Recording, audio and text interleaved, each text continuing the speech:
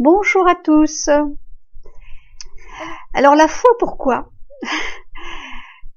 c'est quelque chose que je vis profondément depuis cette période de confinement où, en parlant avec une amie qui me disait mais c'est tellement calme, c'est tellement extraordinaire cette période de confinement qui peut être vécue comme une période de recueillement et où la nature reprend ses droits.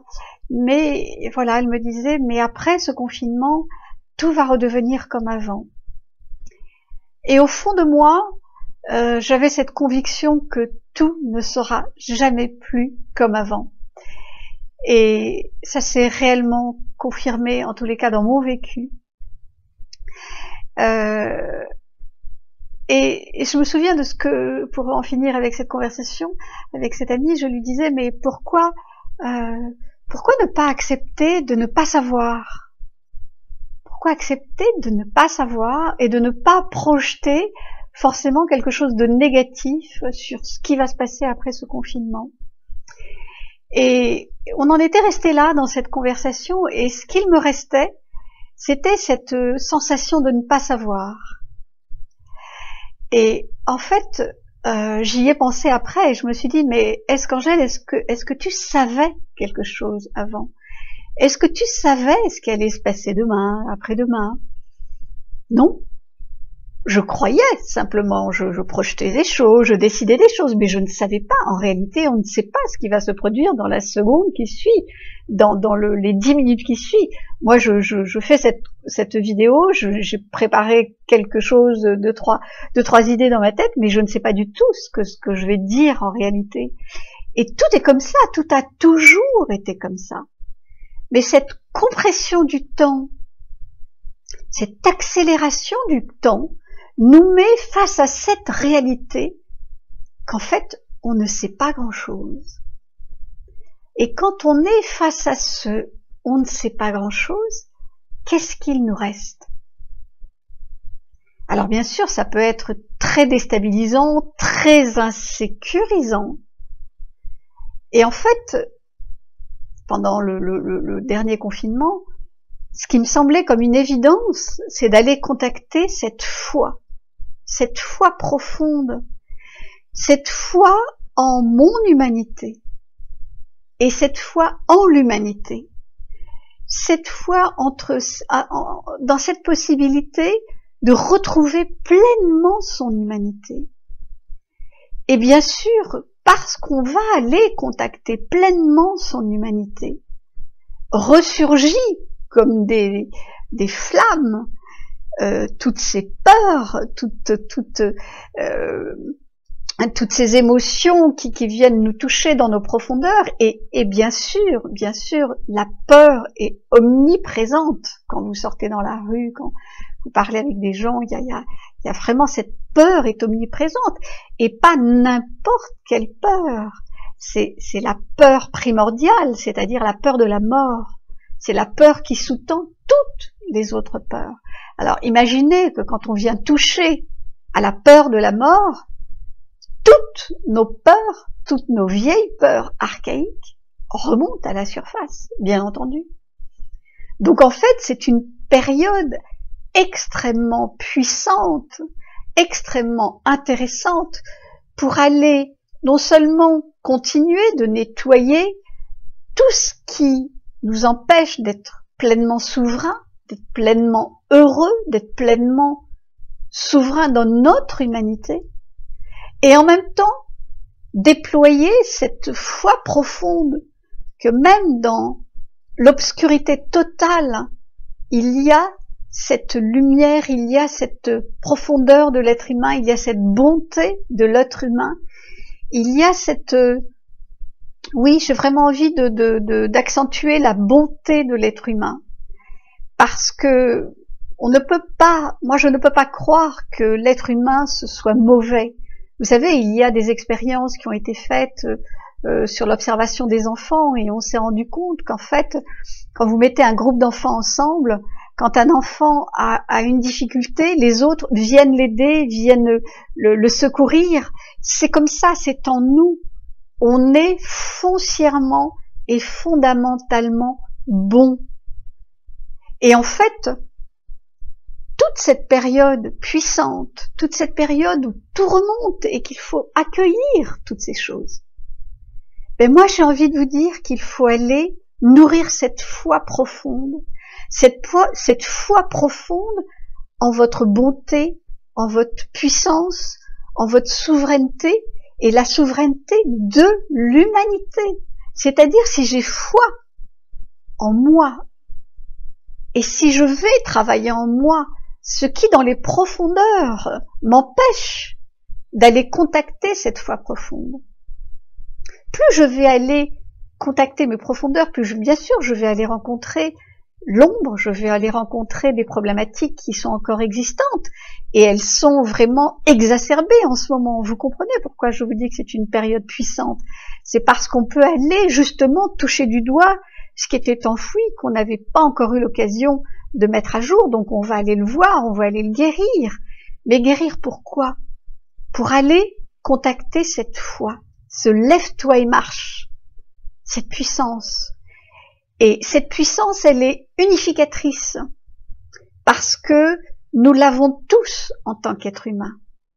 Nous avons tous cette profondeur d'humanité qui nous relie, que l'on soit à l'autre bout du monde. Vous comprenez? C'est ça, cette invitation aujourd'hui de cette vidéo, c'est d'aller recontacter cette foi profonde et la beauté et la bonté de l'être humain. Jamais on ne doit l'oublier, même dans la pure noirceur. Et en fait, j'avais envie de vous parler de cette analogie que fait Guillemant, Philippe Guillemant, scientifique, ingénieur, qui lui prend cette analogie et je vais vous l'expliquer telle que moi je la comprends. Lui parle qu'en fait c'est comme si nous avions un GPS sur lequel nous allons indiquer notre chemin. Et donc nous allons indiquer notre chemin et au départ le chemin que nous allons lui indiquer à ce GPS va être conditionné par notre propre conditionnement, par notre propre restriction d'être, peur et par aussi ce que nous sommes dans l'instant T. Et en fait, voilà, ce GPS va prendre une information et vous allez vous engager sur un chemin. Et au fur et à mesure que vous allez transmuter vos peurs, que vous allez grandir en conscience, que vous allez vous éveiller, vous réveiller à cette foi, à cette beauté, à cette bonté de l'être humain, vous allez peut-être choisir de prendre un autre chemin. Et vous savez bien que quand le GPS vous donne un chemin et que vous allez en prendre un autre, qu'est-ce qu'il vous dit? Il vous dit, faites demi-tour dès que possible, faites demi-tour dès que possible. Et qu'à un moment donné, le GPS va comprendre que vous n'allez pas faire demi-tour, que vous avez choisi un autre chemin. Donc c'est lui qui va se réajuster et se mettre au diapason avec le chemin que vous avez choisi. Et ça va se produire au fur et à mesure de votre vie. C'est-à-dire que vous allez emprunter un autre chemin, puis vous allez évoluer, vous allez grandir, vous allez transmuter, vous allez vous alléger de tout ce fardeau que l'on traîne dans nos histoires personnelles.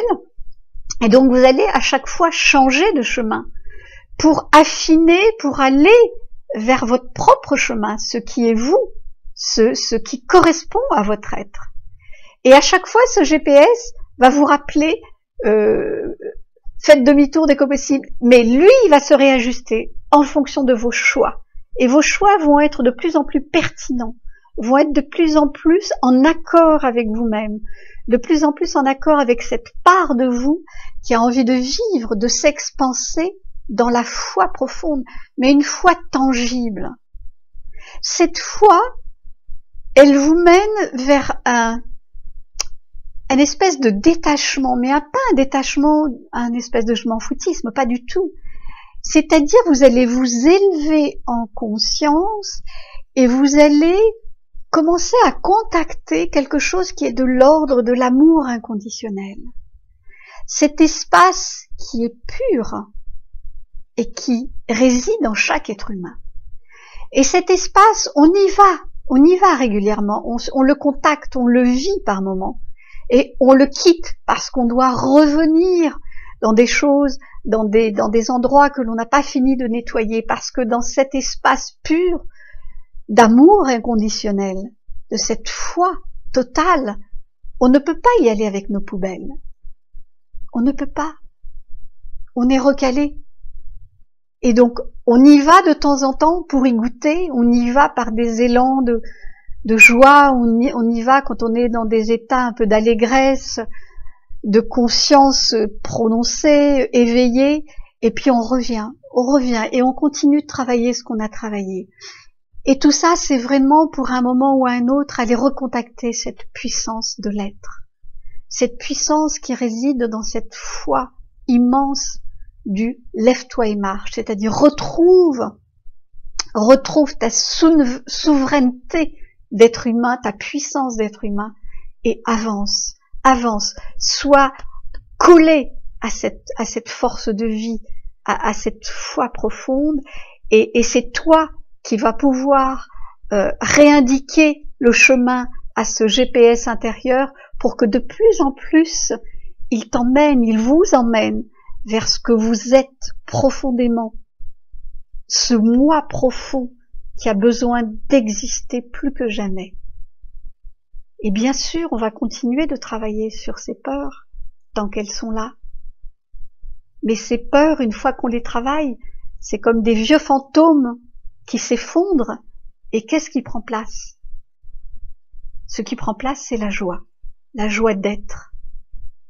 La joie d'être, de respirer, d'exister, de communiquer, d'échanger, d'aimer profondément. Vous voyez, c'est vers ça que l'on va. C'est vers ça qu'il faut avoir une foi indéfectible. Voilà, c'est une invitation à la foi, à cette capacité de créer son futur. Souvenez-vous de ce GPS et allez écouter Philippe Guillemant que je vous recommande chaudement. À très bientôt.